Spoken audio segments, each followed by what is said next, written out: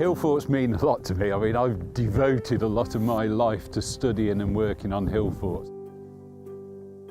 My name is Gary Locke. I'm a Professor of Archaeology at the University of Oxford. Hillforts are extremely significant in the UK and Ireland because they're the major monument of the later prehistoric period, which is the Iron Age. The purpose of the Atlas project was really to collate all the existing information about these important sites.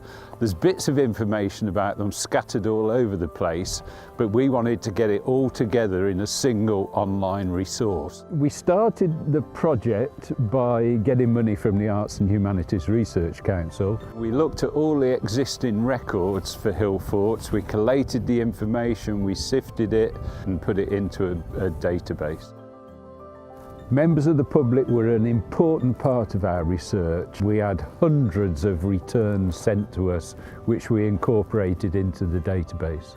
Each Hillfort is represented by a dot on the map, and what you can do is either search for an individual Hillfort, or you can zoom into a particular area and you can see all of the Hillforts in that area.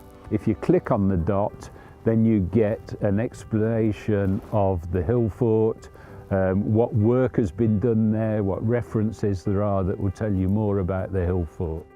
The response to the Atlas from the general public has been absolutely fantastic. If you measure the number of times people have clicked on different aspects of the database, then it's over 4 million. The response from the academic community has been equally as positive. And that is mainly because we intentionally made the data downloadable so people can use it in their own research projects.